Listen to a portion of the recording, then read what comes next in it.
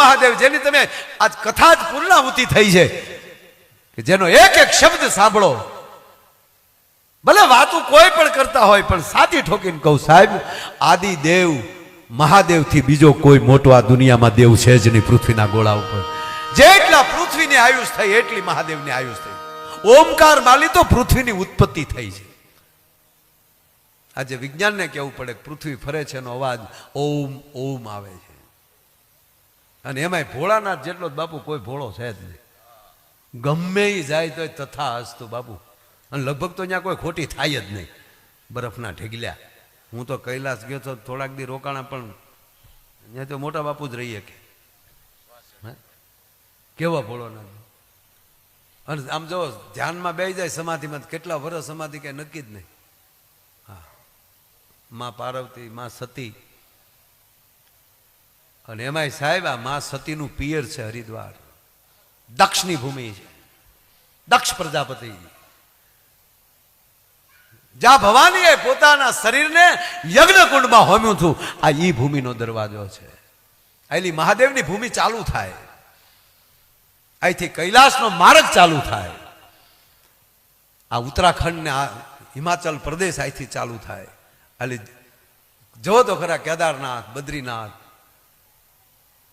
આ ભૂમિ ઈ તાકાત વાળી છે. એ ભૂમિમાં મહાદેવની જે કથા કરવી એ તમારી પેઢીના હિમાલય કરતા પુણ્યના ઢગલા મોટા હોય ને એ સાહેબ અહીંયા આવીને કથા કરી શકે ને એ આ મહાપુરુષો પાસે રહી છે. અને એમાં ભોળાનાથ જેટલું બાપુ કોઈ ભોળું જ નહીં. જે આવ્યું હોય ત્યાં તથા હસતું નીકળી જા બાપુ. રાક્ષસના પેટ ના આવે એને કીધે તથા હસતું જા.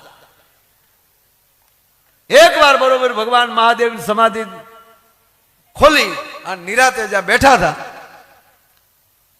ઓલો ભસ્માસુર બાપુ તપ કરતો, એમાં ભસ્માસુર આવ્યો. ભોળાનાથ કે ભાઈ ઘડીક બહાર જાતું. સિંગીન ભીંગીન નંદીન બધાને કીધું કે કોઈ આવું જ ન જોઈએ, ત્યાં ફેમિલી મિટિંગ હાલે. છોકરા વારે બેસવું કે નહીં ઘડીક. ગણપતિ દાદા આરે ભગવાન શિવ વાતું કરતા હતા માં પાર્વતી સાથે. આખું સિંગારસનું બાપુ બે દુહા છે, એમાં આપણે નથી જાવ.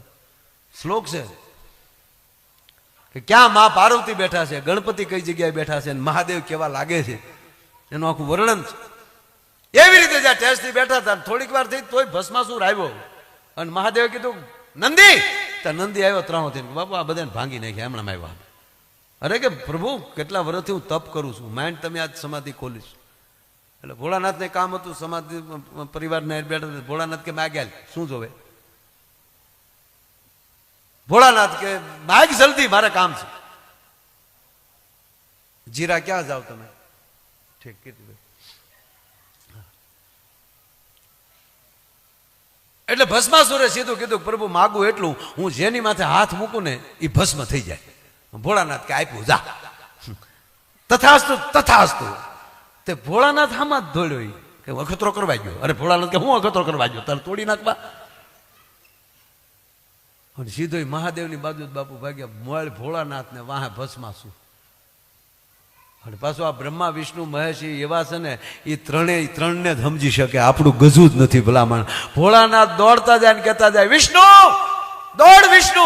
વિષ્ણુ કે ભોળાનાથ ને કા હલવાણા આવી ગઈ નકુસા માંગલે જા હોય ત્યાં તથાસ્તુ કરું. આ કાઢતો જોતા હોવ કોકનું આઈડી પ્રૂફ. રાક્ષસોના પેટના આતંકવાદીઓને તથાસ્તુ કહી ગયો છો. ભોળાનાથ કે જે જોઈ પણ વિષ્ણુ આવો.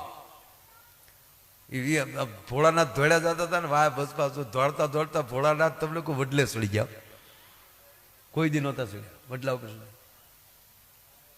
પછી ભગવાન વિષ્ણુ નથી કીધું હવે હું નહીં જાઉં તો મહાદેવને તકલીફ પડશે. એને તકલીફ શું પડે પણ એની લીલા છે એની. એટલે ભસ્માસુરની સામે ભગવાન વિષ્ણુ સાહેબ એનો એક અવતાર છે, એનું નામ છે મોહિની અવતાર. એ ભગવાન મોહિની રૂપ ધારણ કર્યું વિષ્ણુએ.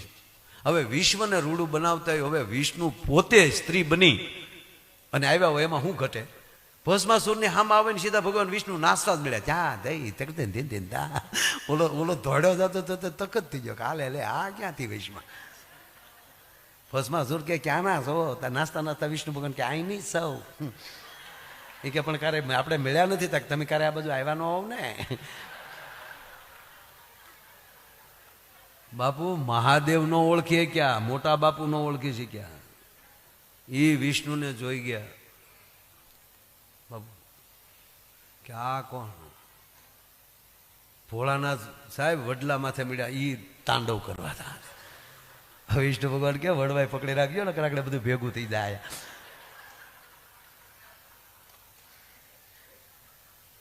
ભગવાન શિવ પણ મોહિત થઈ ગયા, એવું મોહિની રૂપ ધારણ કર્યું. અને અહીંયા ભસ્માસુર છે એ પણ હામો નાચે છે. અને ભગવાન મહાદેવ થયું કે આ ભસ્માસુર નો હતો અને ઘડીક વાતું કરત, પણ હવે આમાં ભસ્માસુર છે એટલે થોડોક ભય છે. અને હવે ભસ્માસુરનું પૂરું થાય તો મેળ આવે. એટલે ભગવાન વિષ્ણુ છે એ ભસ્માસુર અરે વાતું વળગે છે. અને એમાં ભસ્માસુરે ડાયરેક્ટ તમને કોઈ પ્રસ્તાવના મૂકી કે પરણેલા છો કે કુંવારા છો? વિષ્ણુ ભગવાન કે કુંવારા છે. હાવ કુંવારા છે. ભસ્માસુરે કીધું લગ્ન કરવા, એટલે કે ચવાલ જ નથી ને, પણ અમારા લાયક મળે તો. તમને અમારામાં શું લાગે? તમારે અમારે લાયક બનવું પડે. લાયક બનવા શું કરવું પડે? કાંઈ નહીં, અમે નાશી એમ નાસવું પડે. ભસ્માસુર કે આપણે તૈયારી છે. જેમ ભગવાન વિષ્ણુ મળ્યા નાસવા, એમ મળ્યો ભસ્માસુર નાસવા. મોહિની રૂપમાં ભગવાને મોહિત કરી દીધો ભસ્માસુરને. અને જેમ ભગવાન વિષ્ણુ એમ કે ભાઈ નાચે છે, તાતા થઈ તાતા નાચે રે શિવજી, તાતા તા થઈ તાતા. ભગવાન શિવ માથે નાચે, અહીંયા વિષ્ણુ નાચે. અને નાચતા નાચતા જેમ ભગવાન વિષ્ણુ હાથ કરતા જાય એમ હામો ભસ્માસુર. અને ભગવાન વિષ્ણુને થયું કે બરોબર મોહિત થયો છે. એટલે ભગવાન વિષ્ણુએ નાચતા નાચતા એનો હાથ માથા ઉપર મૂકીને આમ નાચ્યા. એ ભસ્માસુરને ભૂલાઈ ગયું. એ ભસ્માસુરે એનો હાથ એના મસ્તક ઉપર મૂક્યો અને પોતે બળીને ભસ્મ થઈ ગયો. અને સાહેબ ભગવાન વિષ્ણુ ખડખડાટ હસવા મળ્યા. તા તો ભોળાનાથ વડવાય પકડે ને હાડા હાટ કરતા આવી અને સીધું વિષ્ણુનું બાવડું પકડીને કે ક્યાં નહીં છો?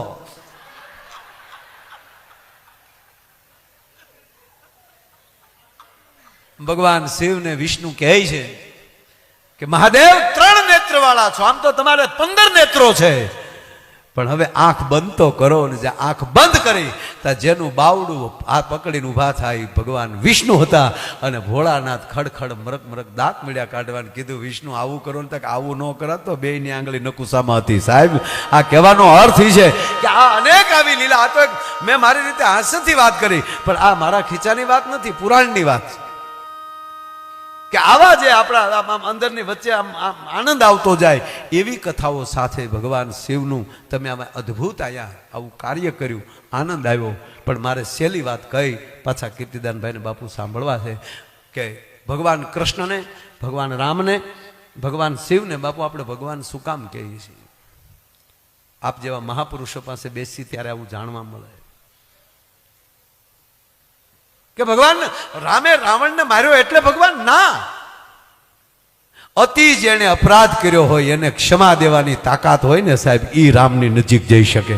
ભગવાન કૃષ્ણની નજીક તમે ક્યારે જઈ શકો કે હાથમાં સુદર્શન ચક્ર છે તેની પાસે, ધારે તો સુદર્શન ચક્ર હાથમાં લઈ લે તો બ્રહ્માંડનો ગોળો તોડી નાખે. પણ છતાં શિશુપાલને જે હો ગાળું સહન કરી શકે છે ને, ઈ કૃષ્ણની નજીક જઈ શકે છે.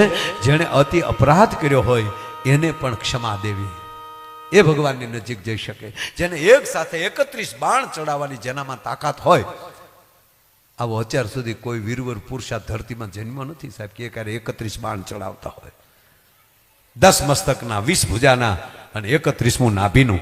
રાવણ માટે જો ભગવાન રામ અને 31 બાણ ચડાવવાની જેનામાં તાકાત હોય, છતાં સાંભળી લેજો, અતિ અપરાધ રાવણે કર્યો, માં જાનકીનું અપહરણ કર્યું, છતાં પ્રભુ રામે 2 વાર સમાધાન માટે મોકલ્યા છે. હનુમાનજી પણ એકવાર જી આવ્યા અને બીજી વાર અંગદને મોકલે છે, જાવ અંગદ, હજી એકવાર જો માની જાય તો હજી ક્ષમા દેવાની આપણામાં તાકાત છે. બાકી કઈ 2 કોથળી પી જાય ને કે એ હોય આવજો, એ રામ પાસે ન જઈએ કે સાહેબ. પણ એક મને નાની વાત યાદ આવે કે આવું જ્યારે ઉજળું જ્યારે પર્વ, જ્યારે આપણું પર્વત છે અહીંયા, એટલા દિવસથી તમે અહીંયા આનંદ કરતા હો, સગા સંબંધીઓ, ભાઈઓ, આ બધું સાથે રહી અને જે મિત્રો હોય એને બોલાવીને અહીંયા આનંદ કરવો. અને સાહેબ પાછું બધાને અહીંયા લાવવા અને અહીંયા આવી રીતે ભોજન પ્રસાદ, ઈડરના રસોયા. અરે બાપુ બાપ, તમે અમુક જો અહીંયા ઘણી વાર આવી, પણ અમુક ઘણી કથાઓ અહીંયા હોય જ, પણ સતત જે તમારી અહીંયા હાજરી અને આપણા તમામ સંતો અહીંયા ઊભા પગે. હમણાં કીર્તિભાઈ કીધું ને કે કોરોનામાં બાપુ જરાય સારું નથી લગાડતો, સત્ય કહું. હું માર્ક્સ નહોતો બાંધતો અને મારે 200 બેડની અમે હોસ્પિટલ ખોલી હતી, એક પણ ડેટ નથી થઈ બાપુ. એનું કારણ એક કે એક પણ એવો દર્દી ન હોય કે એને ખાટલે જેનું બેઠો ન હોય. અતિ ભયમાં હોય, કોઈ દાદીમાં હોય, કોઈ બાપા હોય, તો એને ખાટલે બેસી અને કાયદેસર એના માથા ઉપર માથું દબીને એમ કહું, બાપા આ ખોટી વાત છે, તમારો રિપોર્ટ જોવાઈ ગયો છે, તમને કોરોના છે જ નહીં, તમને હોય તો હું તમને અડું ખરો. તો સાહેબ 90% બાપા ઊભા થઈ જતા હતા. પણ એનું કારણ જ્યારે અમારા મકવાણા સાહેબ કલેક્ટરે મને ડૉક્ટરને બોલાવીને ગગલાવીને કીધું કે તમે માયાભાઈને કેમ અંદર જવા ગયો છો, ત્યારે તો પહેલી લહેર પહેલી લહેર તો બાપુ સોયત્રા કાઢ નાખતા, ડેડ બોડી નહોતા આપતા હોસ્પિટલે. પરિવારને મળવાની વાત તો ઘરે ગઈ અને બધાને લાથાઈ ફાવી જતા. ડૉક્ટર ના પાડે પછી થોડું મળવા જવાનું હોય, આગા હાથ શેપ લાગે, શેપ લાગે. હાથ દીકરાનો બાપ સાહેબ મેં જોયું છે, બાટલાના ટીપા ગણતો હતો. કોઈ નથી આવ્યું ને, બાટલો જો આવ્યો. સાહેબ આ પીડાએ આપણા કયેક સ્નેહીઓને ગુમાવ્યા છે.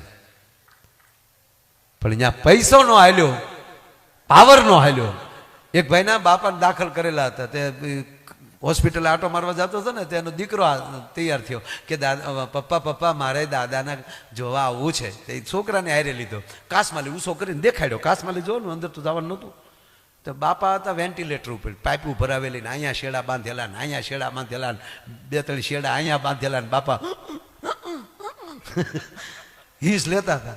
એ કાસમાલી દેખાડી દીધો. કાસમાલી દેખાડીને ઘેરે લઈ ગયા. દાદીમાં એ કીધું છોકરાને, બેટા તારા દાદા શું કરતા હતા? એ કે દાદીમાં મારા દાદાને ચાર્જિંગ ઉતરી ગયું લાગે, ચાર્જિંગમાં હતા. એમ કે વાયર નાખે ચાર્જિંગ કરે. પણ આ વાત બાપુ એ માટે કહું કે મકવાણા સાહેબને અમે પછી મને એને કહેતા હતા, મને કે મારે આવી રીતે નહીં કરવાનું, ડબલ માર્ક્સ બાંધવાના, તમે આખી ઓલી કીટ પહેર્યા વગર અંદર જવું નહીં. ત્યારે ગંગાની સાક્ષીએ કહું બાપુ, આપની સાક્ષીએ કહું, ત્યારે મેં દેવીદાસ બાપુ અમરમાનો દાખલો એને આપ્યો હતો. સાહેબ એક સમય એવો હતો કે રક્તપિતિયાને કોઈ નહોતું અડતું. એટલું નહીં પણ એવી માનસિકતા કરી નાખી હતી કે એ તમારા ગામમાં કોઈને રક્તપિત હોય તો એના પરિવારને બોલાવીને કહેતા કે કા ગામ મૂકી દે અને કા તારા બાપને તારા બાને દરિયે નાખ્યા. અને પછી એક એવું માનસિકતા એવી માન્યતા ઊભી કરવામાં આવી કે આવું રક્તપિત હોય અને એ તો દરિયાદેવનો ભોગ કહેવાય અને એ દરિયામાં વયા જાય ને તેનો આવતો જન્મ રાજાનો મળે એવી કરીને એના મુહૂર્ત જોવરાવી અને બાપુ એને ગાતે વાજતે અમારે હજી અહીંયા ટીંબો કહેવાય, રક્તપિતિયો ટીંબો ભેખ ઉપર લઈને ઘા કરી દેવામાં આવે અને જેને દરિયામાં નાખી દે એને દેવીદાસ બાપુ જોડીમાં નાખીને ઠેઠ પરબ લઈ જતા હતા. તમે કલ્પના તો કરો કે આવડો ભાઈ આવડું મોટું હોવા છતાં એ પોતાના હાથે લીમડાના ઉકાળેલા ઉના પાણીથી રૂના પૂંભળે જેના રક્તપિત લૂછતા હતા.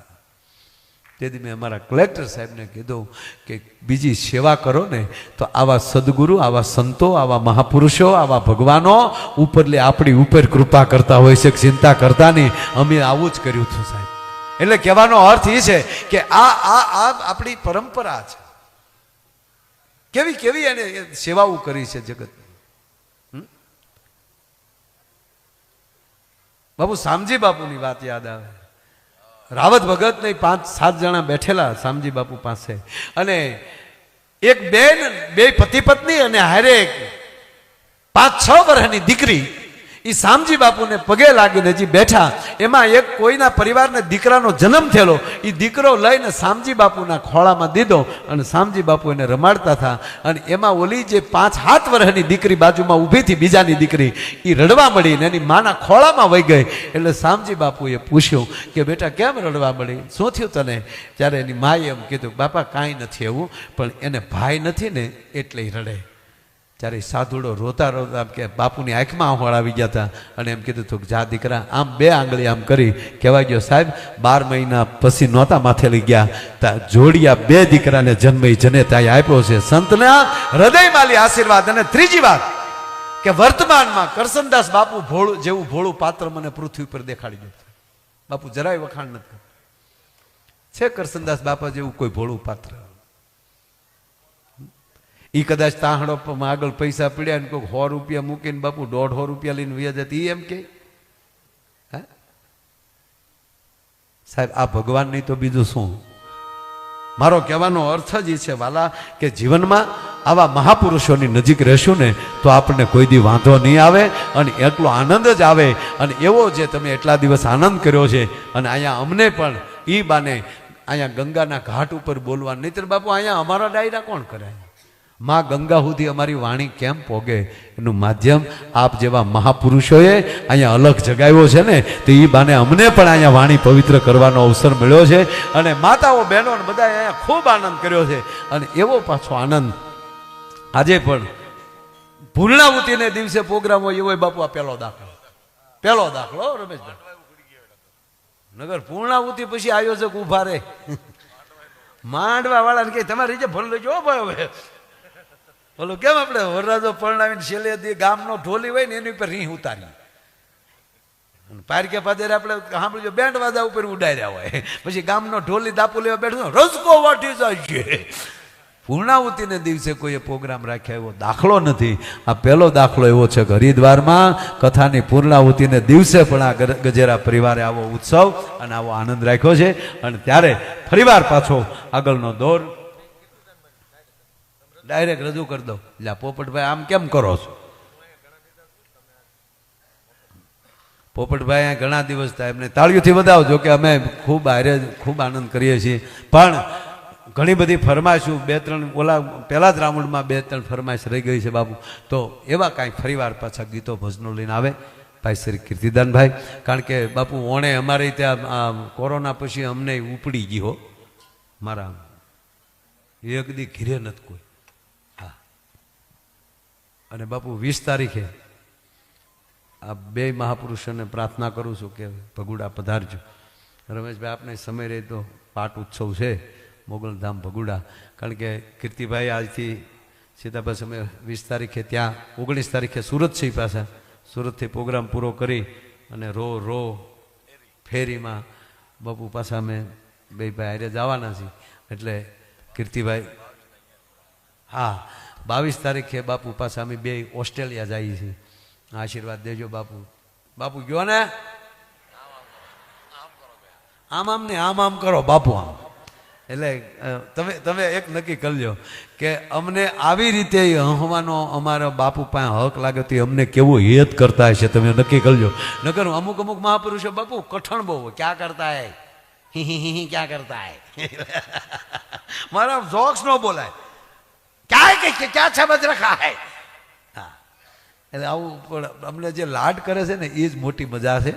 એટલે 1-2 જોક્સ મારે કહેવા હતા પણ હવે આ નથી કહેવા. હું વિનંતી કરું ભાઈ શ્રી કીર્તિદાનભાઈને જોરદાર તાળીના ગળાથી બધાઓ. ભાઈ શ્રી કીર્તિદાનભાઈ ગઢવી.